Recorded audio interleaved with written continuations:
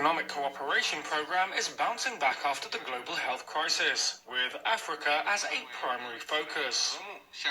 That's what's been shown through analysis of lending, investment and trade data. Chinese leaders are citing the billions of dollars for new construction and record two-way trade as evidence of their win-win commitment to supporting the continent's modernization through the Belt and Road Initiative. The data, however, reveals a more complex relationship that is heavily weighted towards the extraction of minerals. Did you hear that? Extraction of minerals. That is lending. They have done a whole lot for Africa, and then extraction of minerals. $4 billion in 2016, according to the Global China Initiative at Boston University.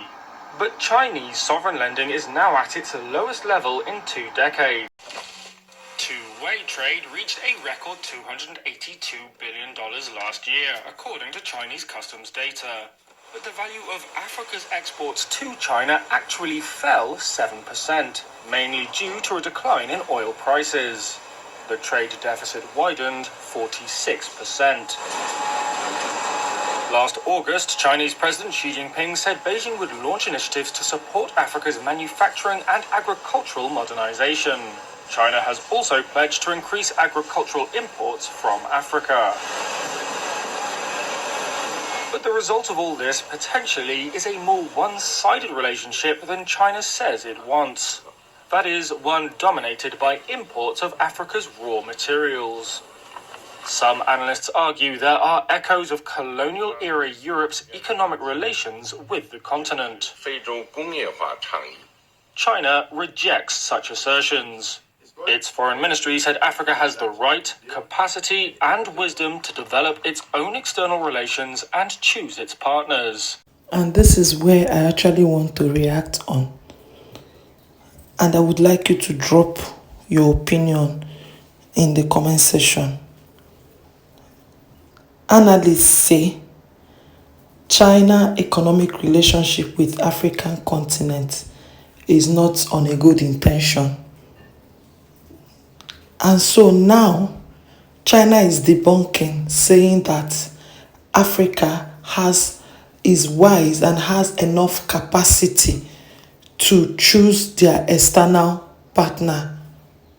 So now, what is your take on this? For me, my opinion here is, like, you can count a whole number of Africa countries. They keep borrowing from China, they keep borrowing.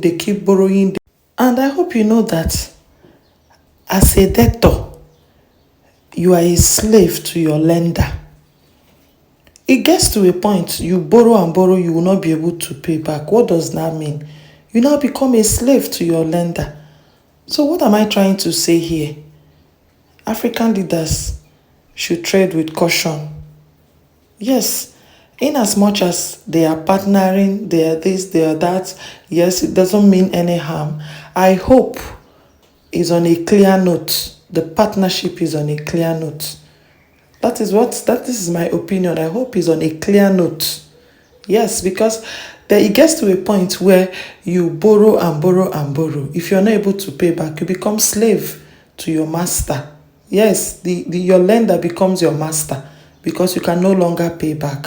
This is my take. You can also drop your opinion under the comment section.